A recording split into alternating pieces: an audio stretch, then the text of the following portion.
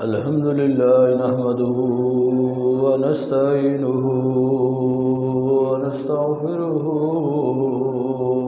ونؤمن به ونتوكل عليه ونعوذ بالله من شرور أنفسنا ومن سيئات أعمالنا من يهده الله فلا مضل له ومن يضلله فلا هادي له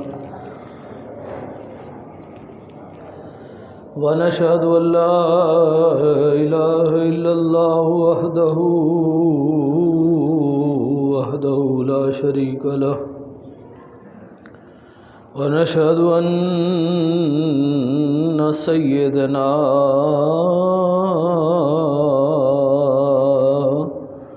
محمدًا عبده ورسوله أما بعد فأعوذ بالله من الشيطان الرجيم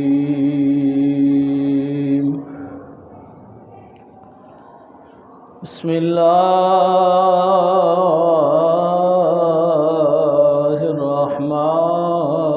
الرحمن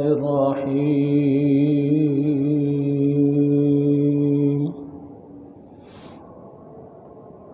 الحمد لله رب العالمين الرحمن الرحيم مالك يوم الدين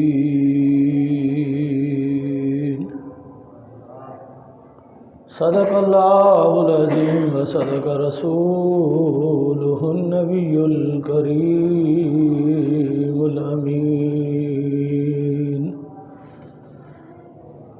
ونحن على ذلك لمن الشاهدين ومن الشاكرين إن الله وملائكته يصلون على النبي يا أيها الذين آمنوا صلوا عليه وسلموا تسليما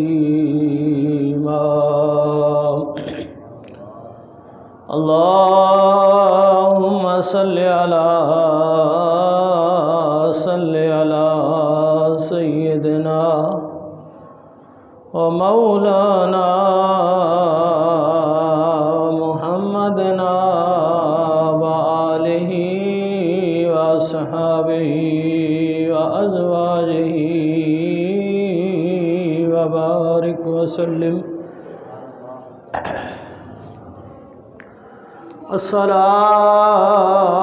الصلاة والسلام عليك يا سيدي يا رسول الله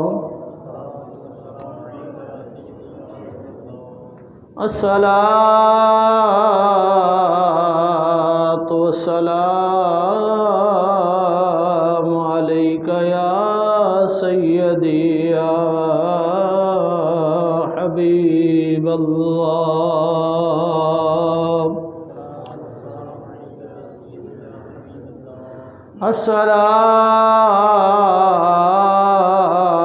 الصلاة والسلام عليك يا سيدي يا نبي الله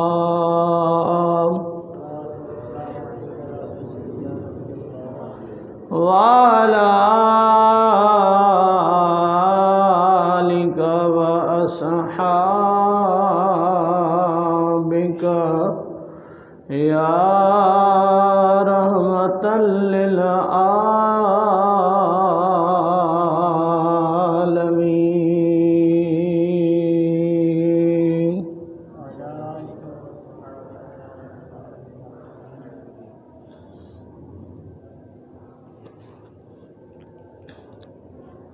مدارس امن کی علامت ہے، صداقت کی نشانی ہے۔ مدارس امن کی علامت ہے، صداقت کی نشانی ہے۔ مدارس عدل کا حسن ہے، مدارس عدل کا حسن ہے، حیا کی نشانی ہے۔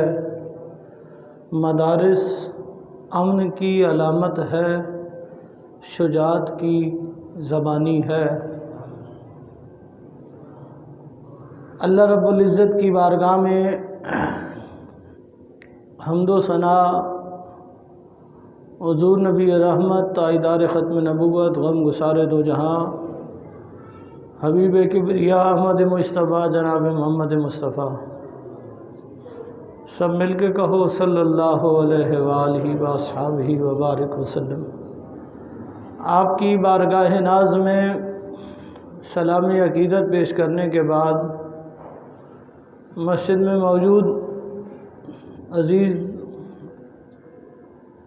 شاکان رسول شمع رسالت کے پروانوں، السلام علیکم ورحمۃ اللہ وبرکاتہ۔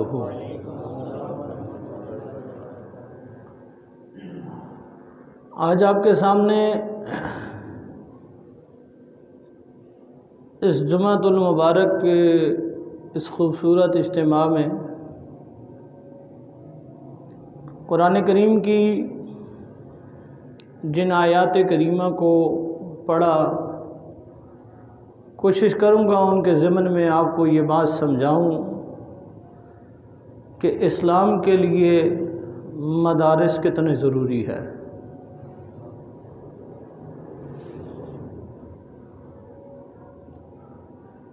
لیکن اس سے قبل ایک فضیلت درود و سلام پر۔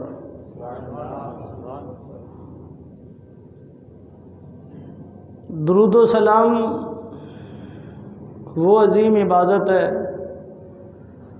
جس کے بغیر نماز پوری نہیں ہوتی، چاہے وہ نماز فرض کی ہو یا جنازے کی ہو، کوئی بھی نماز پوری نہیں ہوتی، چاہے وہ فرض ہو، واجب ہو، سنت ہو یا مستحب ہو، بغیر درود کے یہ پوری نہیں ہوتی۔ درود مصطفیٰ کی کریم کی آل پر بھی پڑھا جاتا ہے، مصطفیٰ کے اجداد پر بھی پڑھا جاتا ہے، یعنی حضور کے اگلوں کا ذکر بھی ہے درود میں اور پچھلوں کا ذکر بھی ہے۔ حضور کے آباء و اجداد کو بھی ذکر کیا گیا اور حضور کی آل کو بھی درود میں ذکر کیا گیا۔ گزشتہ جمعہ چونکہ ہم نے حضور کی آل پر بات کی تھی، سیدنا امام زین العابدین سلام اللہ علیہ کی ذات گرامی پر، اسی سے متعلق بس ایک بات سنو، پھر اپنے عنوان کی طرف آئیں گے۔ اور آخر میں نے آپ کو یہ بتانا ہے کہ مدارس سے ملتا کیا ہے، یعنی مدارس کے پاس ایسی کیا خاص چیز ہے جو اور کسی کے پاس نہیں ملتی۔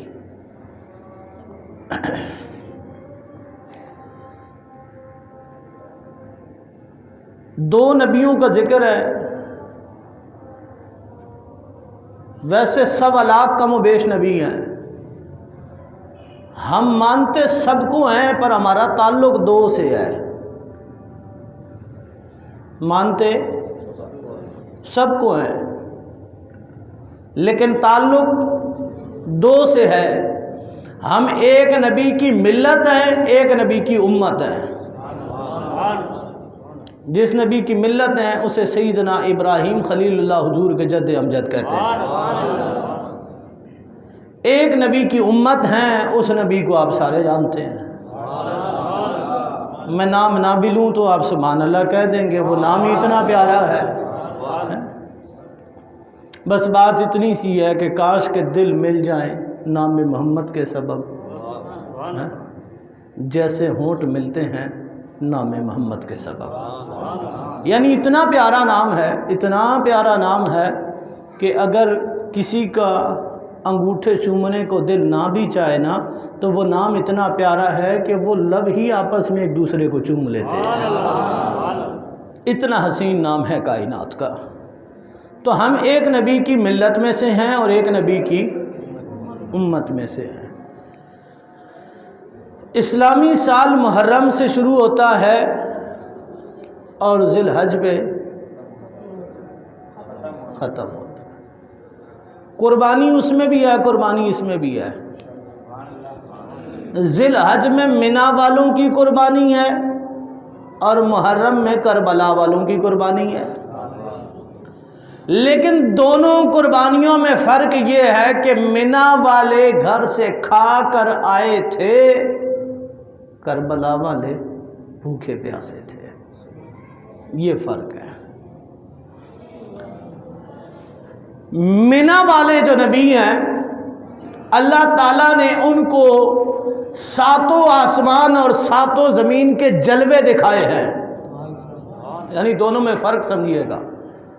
منا والے نبی وہ ہے کہ جن کو اللہ نے ساتوں زمینوں کے اور ساتوں آسمانوں کے جلوے دکھائے ہیں۔ کربلا میں جس نبی کی آل آئی وہ نبی ہے کہ جن کو خدا نے سامنے بٹھا کے یہ دونوں جہان بنائے ہیں۔ وہاں خدا دکھا رہا ہے، یہاں خدا انہی کے سامنے بنا رہا ہے۔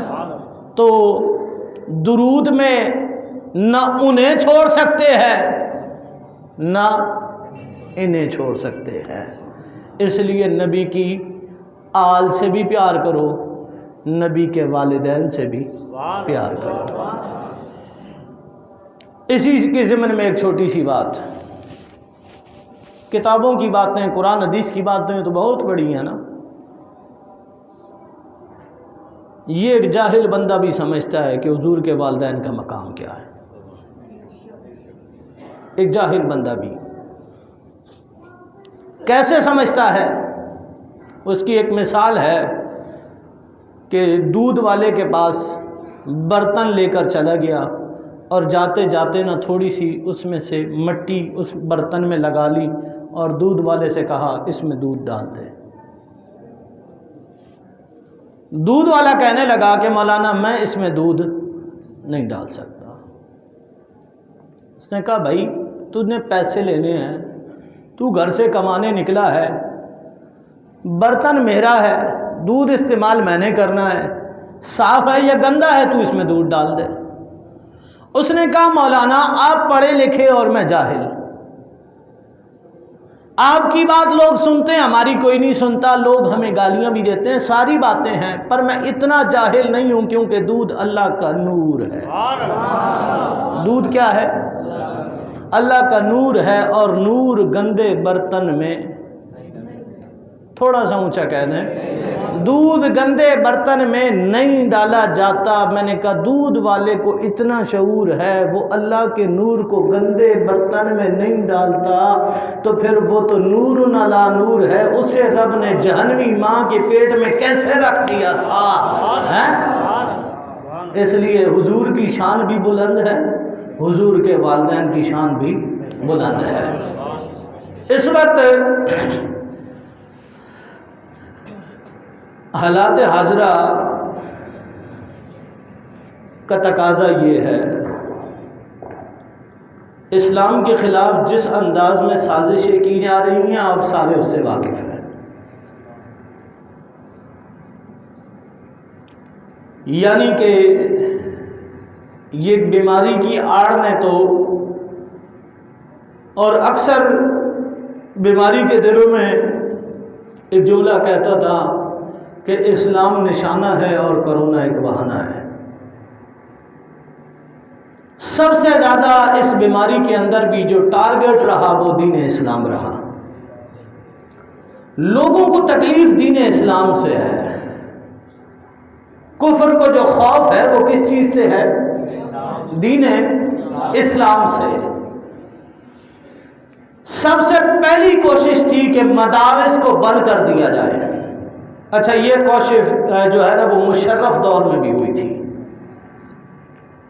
وہ نکلے مدارس کو بند کروانے کے لیے۔ انہوں نے جا کے جب مدارس کا سروے کیا،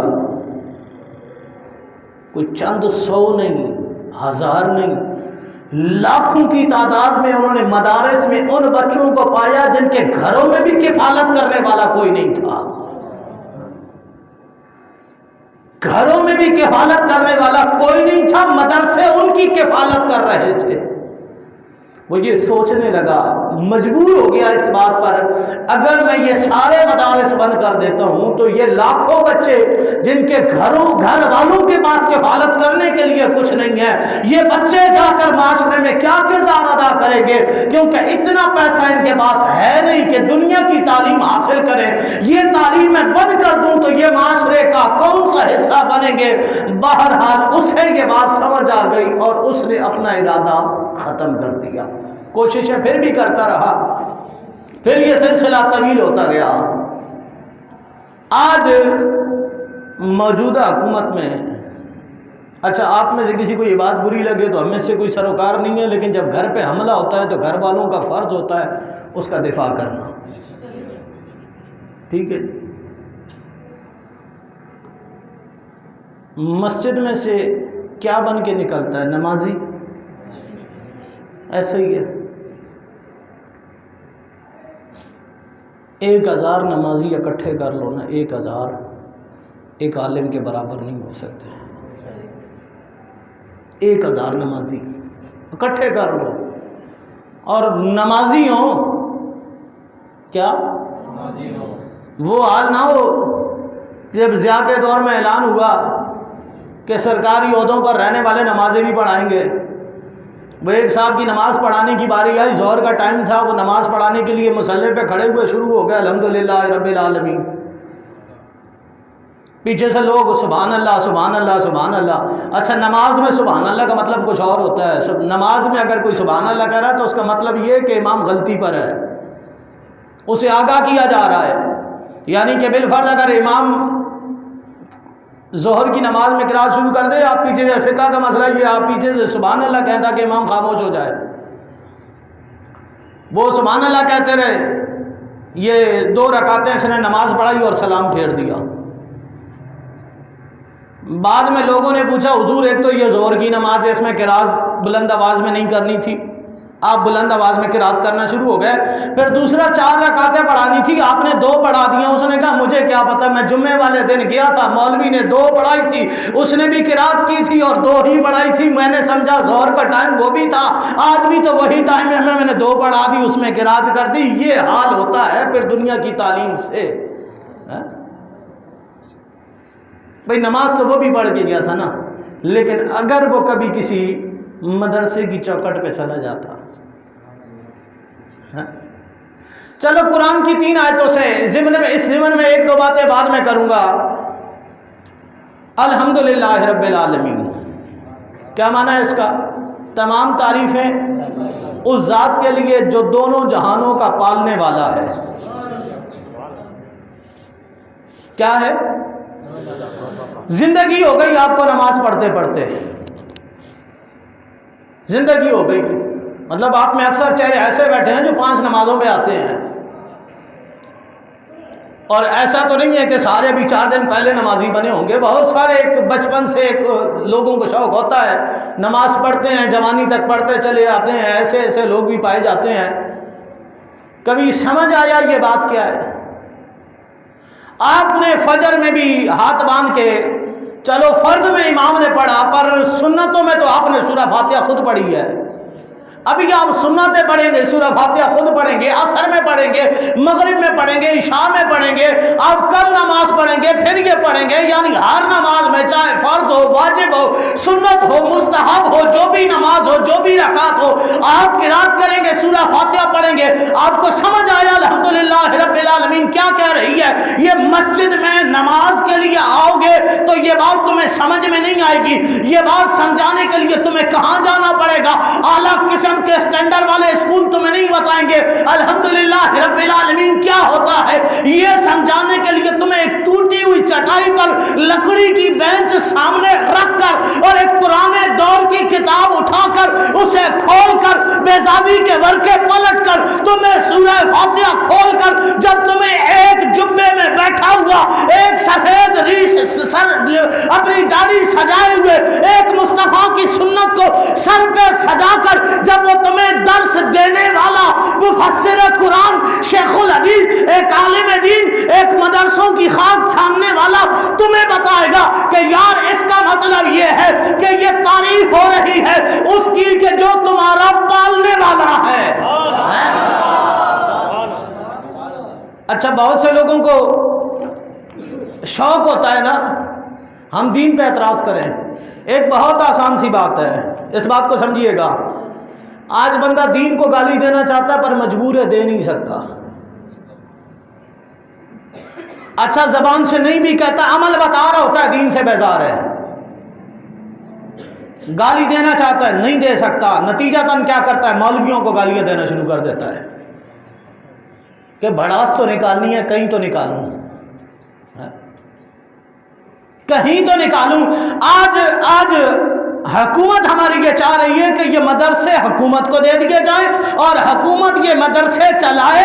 میں نے کہا کیسے لوگ چلائیں جنہیں دعائے قنوت بھی نہیں پڑھنے آتی، وہ بخاری کا درس دینے والوں کو بتائیں گے کہ پڑھایا کیسے جاتا ہے، اور جنہیں کلمے بھی پورے نہیں آتے، جنہیں فرض اور غسل کبھی نہیں پتا، وہ بتائیں گے ان دین کے وارثوں کو، مصطفیٰ کریم کے منبر کے وارثوں کو یہ بتائیں گے کہ دین اسلام کیسے بڑھایا جاتا ہے، یہ انہیں سکھائیں گے کہ حضور کے پیغام کو عام کیسے کرنا ہے۔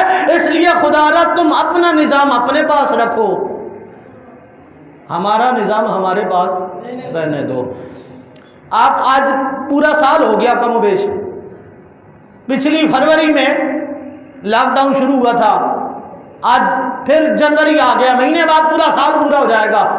اب یا کوئی بندہ مجھے اٹھ کے بتائے، کوئی بندہ، آپ نے اگر کسی جگہ پہ راشن بٹائے، وہاں آپ نے کوئی مدرسے کا طالب علم یا کوئی مسجد کا امام دیکھا؟ آپ نے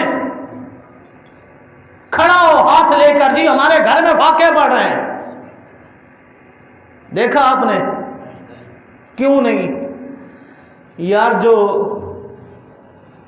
جو صرف دکھاوے کے لیے اس کی نوکری کرتے ہیں وہ بھوکا تو انہیں نہیں سونے دیتا، پھر جو وارثی مصطفیٰ کے دین کے بن گئے ہوں خدا انہیں کیسے بھوکا سلا دے گا؟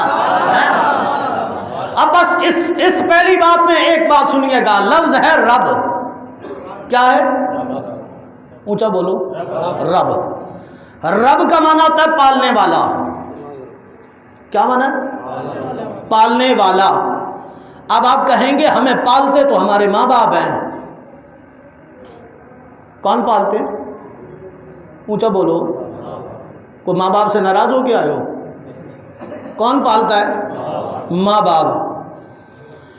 ماں باپ تجھے جب پالتے ہیں جب تیرا دنیا میں وجود آ چکا ہوتا ہے، جب تو دنیا میں کھانے کے پینے کے قابل ہو چکا ہوتا ہے، دنیا میں تیرا ظہور ہو جاتا ہے، تیرا رب تجھے جب پالتا ہے۔ آؤ آج ان سائنسدانوں اور وزیروں سے پوچھو کہ یار جب ماں کے پیٹ میں بندہ ہوتا ہے جب کون پالتا ہے؟ اور یہ تمہیں کوئی فواد چودھری نہیں بتائے گا، اگر یہ بتانے کے لیے کوئی آئے گا تو احمد رضا کا نوکر آئے گا۔ اسی سائنس کی دنیا میں چلے جاؤ، ہم تو مولوی لوگ ہیں، جاہل ہے جی، ہم نے تو ساری زندگی مدرسے کی چٹائیوں میں زندگی گزاری ہے، ہمیں کیا پتا سائنس کس بلا کا نام ہے۔ پر تیری ساری سائنس کو میں ٹھوکر مارتا ہوں، دنیا کی ساری سائنس اکٹھی کر کے لے آنا، قرآن کی پہلی جو آیت مبارکہ اقرا بسم ربک الذی خلق نازل ہوئی ہے، اس کی 3 آیتیں اٹھا کر انہیں پڑھ کے سمجھنا شروع کر دے، تیری 20 سائنس کی ریسرچ ایک طرف ہے، قرآن کی 3 آیتوں کا مقام ایک طرف ہے۔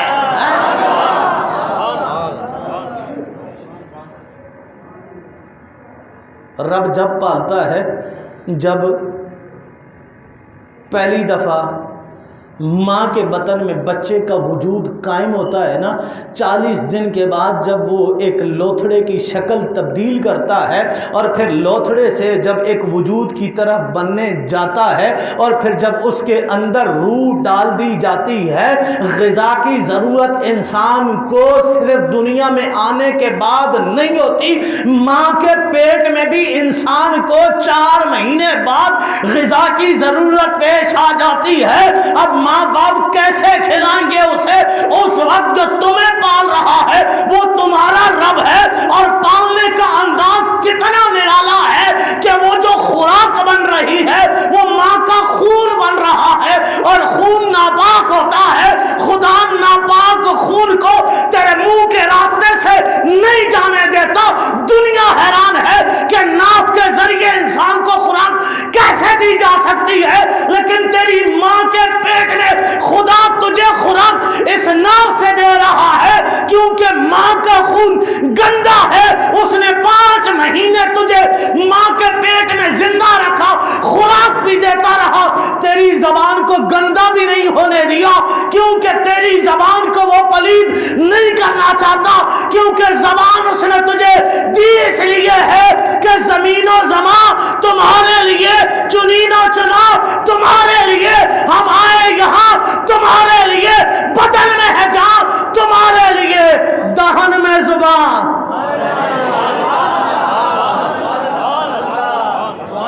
اور یہ تو زبان ملی ہی مصطفیٰ کی نوکری کے لیے تھی۔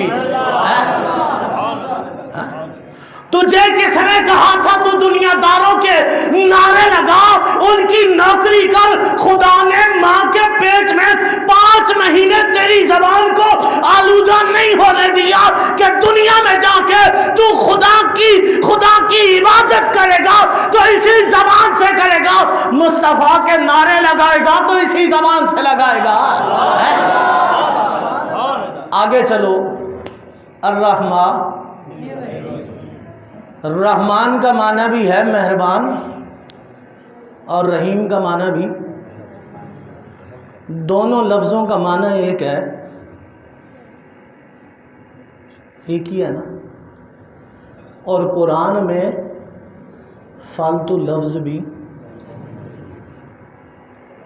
تو دونوں لفظوں کو ذکر کرنے کی وجہ ایک سے بات پوری نہیں ہو رہی تھی، بولیے، ایک سے بات پوری نہیں ہو رہی تھی، پھر دو ایک ہی معنی کے الفاظ ذکر کرنے کی وجہ کیا ہے؟ اب یہی خیرات ہے جو مدارس سے ملتی ہے۔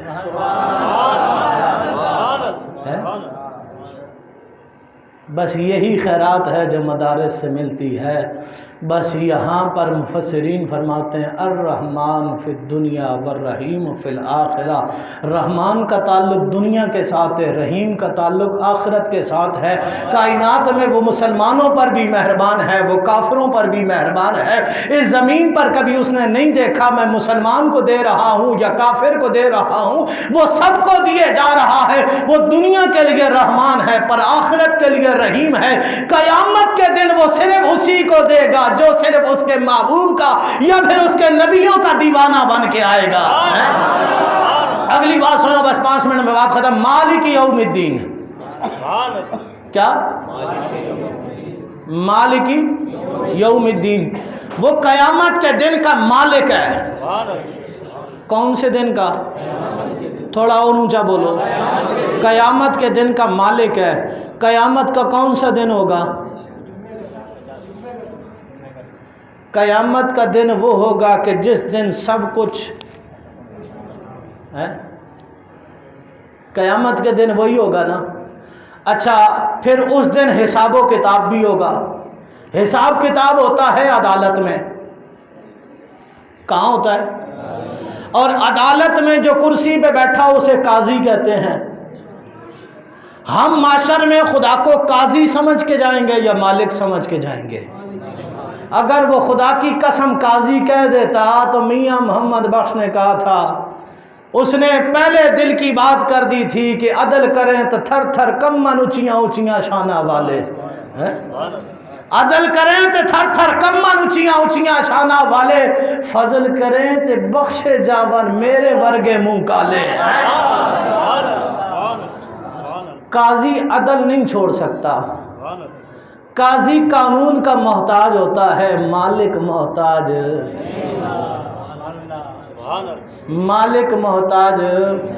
نہیں ہوتا۔ قاضی قانون کا محتاج ہوتا ہے۔